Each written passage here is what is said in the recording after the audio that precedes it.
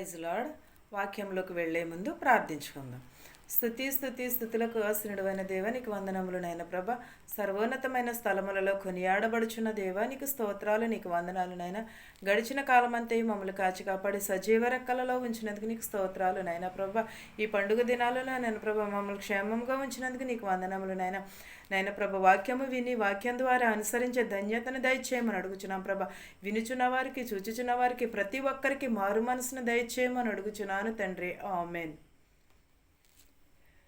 1 సమూయేలు 1:10 నుంచి చూద్దామండి.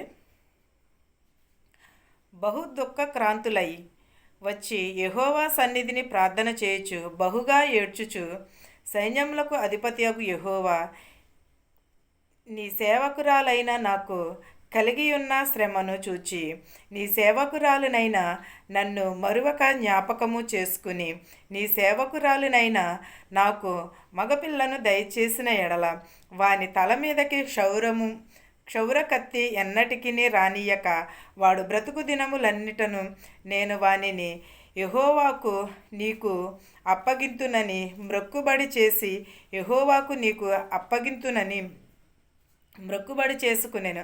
ఆమె యెహోవా సన్నిధిని ప్రార్థన చేయుచుండగా ఏలీ ఆమె నోరు కనిపెట్టుచుండెను. ఏంటదండి? బహు దుఃఖ క్రాంతురాలై వచ్చి యెహోవా సన్నిధిని ప్రార్థన చేయుచు బహు దుఃఖముగా ఏడ్చుచుండెను. ఎవరండి? అన్న బిడ్డలు లేరని చాలా ఏడ్చుచున్నది. ఏడుస్తూ దేవుని సన్నిధిలో ప్రార్థన చేయుచున్నది. అలాంటినప్పుడు ప్రార్థన చేస్తుంటే నేను నాకు మగబిడ్డనే ఇమ్మని అడుగు. పిల్లలు లేని వారు చాలామంది ఉంటారు.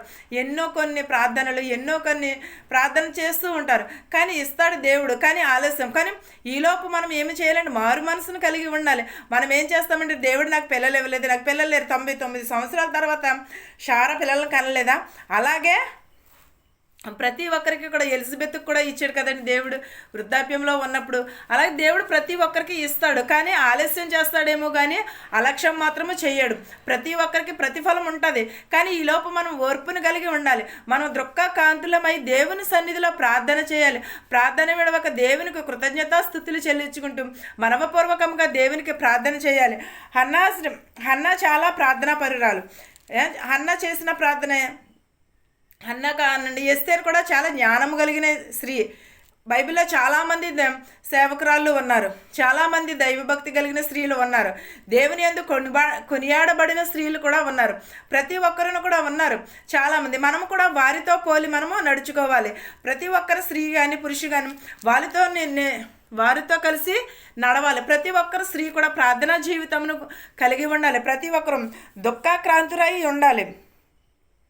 యెహోవా సన్నిధిని ప్రార్థన చేయుచు బహుగా ఏడ్చుచుండెను. సైన్యములకు అధిపతియగు యెహోవా సెలవిచ్చుచున్నాడు ఏమని? నీ సేవకురాలునైనా నాకు కలిగి ఉన్న శ్రమను చూచి నీ సేవకురాలునైనా నన్ను మరొక జ్ఞాపకము చేసుకోమని చెప్పుచున్నది. నీ దేవుని సేవకురాలకు శ్రమలు వస్తూ ఉంటాయి. దేవుని సన్నిధిలో చాలామందికి శ్రమలు వస్తూ ఉంటాయి. అవన్నీ కూడా ఎదుర్కోవాలి. దేవునిలో ఎక్కువ ఎవరైతే వాడబడతారో వారికి శ్రమలు వస్తూ ఉంటాయి, ఎన్నో శోధనలు వస్తూ ఉంటాయి, ఎంతోమంది సూటిపోటి మాటలు అంటూ ఉంటారు.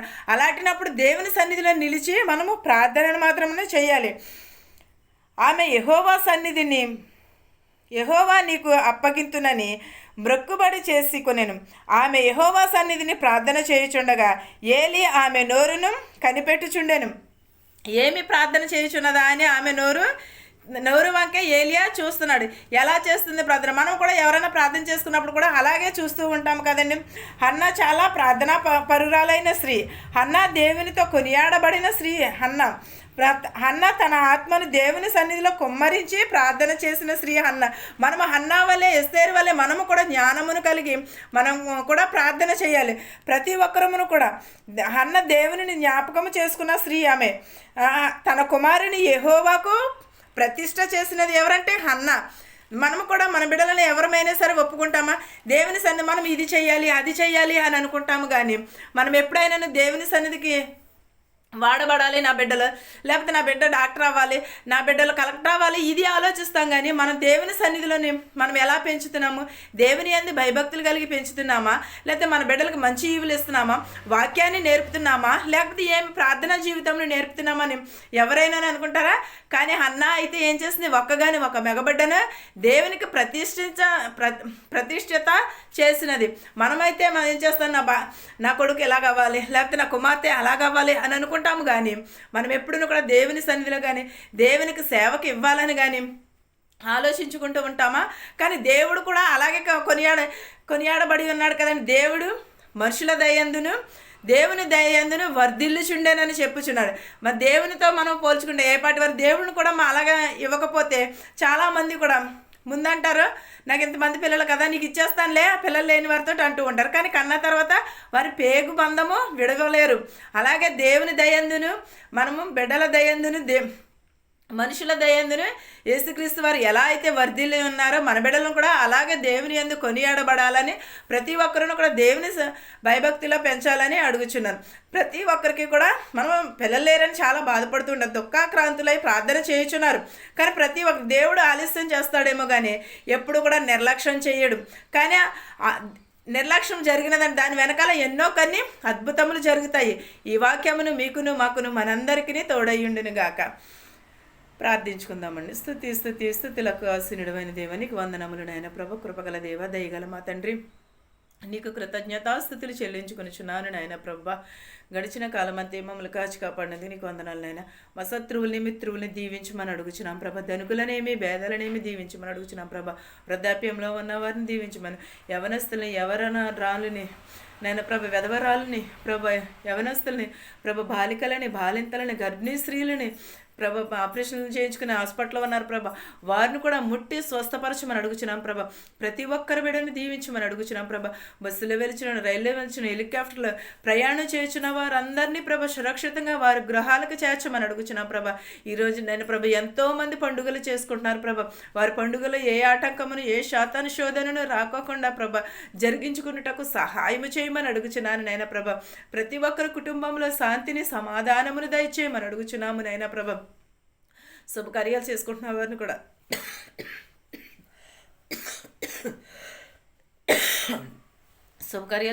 వారిని కూడా దీవించి ఆశీర్వదించమని అడుగుచున్నాము నాయన ప్రభ. నేను చదువుకుంటున్న బిడ్డలను ప్రభ దీవించమని అడుగుచున్నాము నాయన ప్రభ. తల్లిదండ్రులు లేని బిడ్డలను దీవించమని అడుగుచున్నాము నాయన ప్రభ. చిన్న బిడ్డలను నాయన ప్రభ దీవించమని అడుగుచున్నాం ప్రభ. ప్రతి ఒక్కరు కుటుంబంలోని ప్రభ ఆశీర్వాదములు కుమ్మరించమని అడుగుచున్నాం ప్రభ. నీకు వందనములు, నీకు స్తోత్రాలు యేసయ్య, నీకు స్తోత్రము నాయన ప్రభ. ప్రతి ఒక్కరికి నాయన ప్రభ మనశ్శాంతి దయచేయమని అడుగుచున్నాం ప్రభ. ప్రతి ఒక్క గ్రామాన్ని ప్రభ, ప్రతి ఒక్క సంఘాన్ని కూడా దీవించమని అడుగుచున్నాము నాయన ప్రభ. ప్రతి ఒక్కరి కుటుంబంలో కనికరమును దయను దయచేయమని అడుగుచున్నాను ప్రభ. నా ప్రార్థనను నీ పాద సన్నిధికి చేర్చుకోమని అడుగుచున్నాను తండ్రి. ఆమేన్. పరలోకమందున్న మా తండ్రి, నీ నామము పరిశుద్ధపరచబడునుగాక, నీ రాజ్యం వచ్చునుగాక, నీ చిత్తము పరలోకమందు భువెందు నెరవేరినట్లును మానుదినాహారము నేడు మాకు దయచేయము. మరణస్థులను మేము క్షమించిన ప్రకారము దుష్టు నుండి కీడు నుండి తప్పించుము. రాజ్యమును శక్తియు మహిమయు నిరంతరము నీవై ఉన్నావు మా తండ్రి. ఆమెన్. ఆమెన్. అందరికీ వందనాలండి.